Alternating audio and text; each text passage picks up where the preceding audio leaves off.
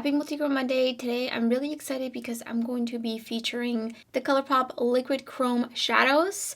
I knew this day would come and I'm so happy that it's here. I was so excited to see them finally dip their toes into some multichrome shadows.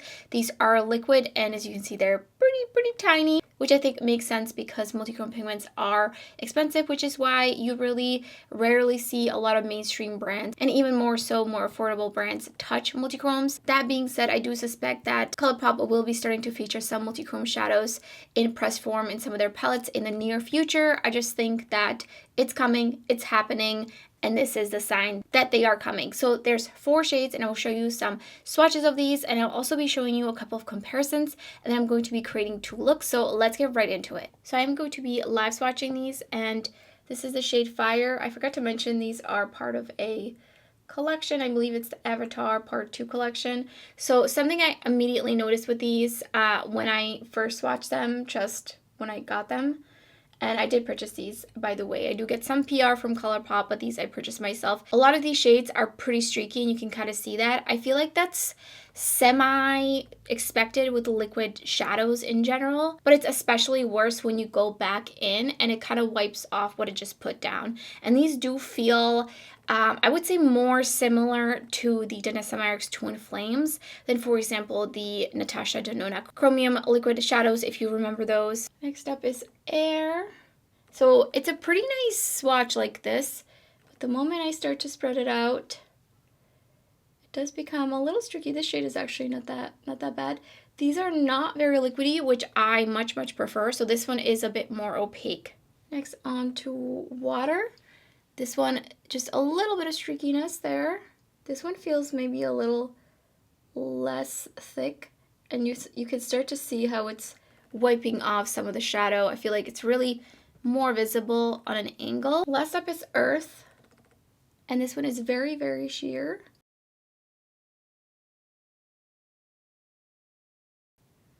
Very pretty color, very wearable color as well.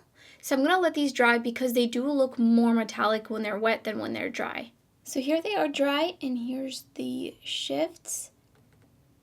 I think that the top shade is a very common multichrome kind of shade that you see very often from different brands, indie and a little bit even more mainstream like Pat McGrath. And that one has just the strongest shift because it goes from that magenta pink all the way to green, so there's quite a bit of contrast between those 2 colors, so it just seems like a much harsher shift than a blue to purple or green to blue. So these are comparisons to some other liquid multichrome shadows I have from other brands. So the top shade is the Devinah Twin Flame in the shade Lover, then Air from Colourpop, then again Devinah Twin Flames and Soulmate, then Aquanova from Shein, and then Earth from Colourpop. I felt like these might be similar, but as you can see, Earth is much more true green and has even less of a base than these 2, and it's also less shiny. I was not a fan of the Shein liquid multichromes. They flaked off on me, and I'm not really a huge fan of the Twin Flames from Devinah either. They're pretty oily. They take a long time to dry down, and they were just not my favorite to use, but I still have them for purposes such as these. Next up for comparisons is Mystic Fire from Devinah, Be Iconic from Sugar Drizzle Polish, Entropy from Lethal Cosmetics, and Fire from Colourpop.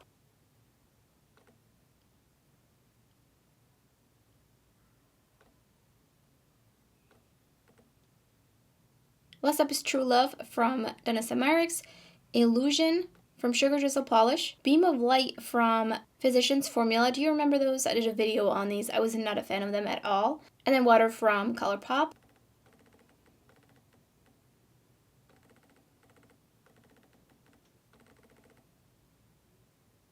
For the first look, I'm going to be using the Kaleidos Quad Palette in Glowing Iris. And here is what that one looks like. So I'm just going to refer to these like upper left, lower right, etc. And I'm going to be pairing it with the shade Water. And for this first look, I'm going to go in directly with the doe foot. And then for the second look, I'm going to use my favorite way of applying liquid shadows, and that is with a silicone applicator. Using the lower left shade from the Kaleidos palette, popping it right into the crease. I totally forgot about these I have from Lethal, specifically the eye brushes. So that's what I'm using right now. This is the blending brush. Definitely not a shape that I would really use, like, ever. It's just too big for my lid. So, I mean, this is not a Lethal brush review, but just in case you were curious, I don't plan on doing a dedicated video. But, I mean, you know, if you want to cover a large area, then I guess it would be alright for that. Taking the lower right shade and putting it into the outer corner. And this brush is actually really good for that, the pencil brush. Look at that, just kind of packing it on first. Just a little bit more. And then I'm going to use the shading brush and the light shade that I used before, and I'm just going to feather out the edges with that. Just a little bit more. I'm going to go back in with this. I did prime with the tone activator, the newer version, so I shouldn't really be having any issues here. But we're not really here for the mattes, are we? Yeah, I feel like that's not really blending out very elegantly. Having just a little bit of trouble. So I'm taking water, and I did kind of, when I pulled it out, I did push it up against the edge just a little bit just to take any excess off. You don't want too much. And I'm going to put that all over the lid. I'm just going to do like one swipe so we can see. It definitely looks streaky on my end. And it's also looking a bit streaky. So I'm just going back in a little bit more back and forth. Yeah, I feel like this doesn't really go with the mattes anymore. Yeah, it just looks a little patchy. I feel like on camera it's not translating, but for me, from this angle, it looks very patchy. So I'm gonna let this dry down and I'm gonna go in with another layer. So here's what that looks like dry. It looks pretty streaky. Maybe if you just wanted to get a wash of color, this would be nice. But honestly, I'm not very impressed. I mean, these are $13, so my expectations weren't too high. I'm going to go in with another layer. I would also like to add that I can feel it on my lid, which is with like most liquid things, you will be able to feel it, especially if it dries down. And I could definitely blend out the edges, but I just know that it would just kind of blend everything away, so I'm trying to avoid that. But I'm just adding on another layer. I feel like it looks way more shiny when it's wet, obviously. So now I'm just time to dry. All right, here it is dried down with a second layer. Meh, I mean, it's okay. It looks pretty decent. It's not the shiniest eyeshadow. I feel like it's accentuating a little bit of skin texture, but not too bad. Let's move on to the other eye. Again, prime with the tone activator from Kaleidos, and I'm going to be using the Flowing Haze Quad palette, which this is what that one looks like. Got some cooler tones in this one. Taking the upper left shadow and popping that right into my crease. And just blending it upwards. I'm going to go in with a little bit of the lower left shadow and just deepen that up a little bit in the crease. And I'm going to just make sure I'm blending it downwards onto my lid a little bit too, without putting too much down there. And then taking the lower right shadow from the quad and putting it in the outer corner. Definitely have a bit of fallout happening there. And then I'm going to take the lightest brown in the upper left-hand corner and use that to blend this out. Just a tad. This is blending so much better than the other quad. I don't remember having that much issue when I first used that other quad. I know I did a dedicated video and I don't remember having really patchy issues like that. So next I'm going to take this Lethal Cosmetics packing brush, and I'm actually going to be using the very tip of it to align my lower lash line with the darkest lower right hand shadow. I'm just going back in with my blending brush and hitting the edges one more time. For this look, I'm going to be using Earth, and so I'm taking this silicone applicator. This is from the Sephora brand, and I'm just going to be picking a little bit up onto that from the doe foot applicator, and I'm just going to swiping that all across. I'm going to wipe off any excess from the silicone applicator. This is applying so much better than from the doe foot, I gotta say. Like, immediately see a huge difference. So this shadow is pretty sheer. I think it's meant to be sheer, so now I'm just going to let this dry rather. So here's a second finished look. I definitely feel like this looks way better. I'm just going to say this looks way shinier on camera than in person. I really feel like it's much more muted in person.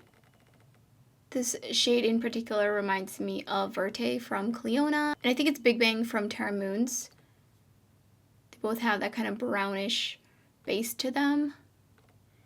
So here's what this one looks like.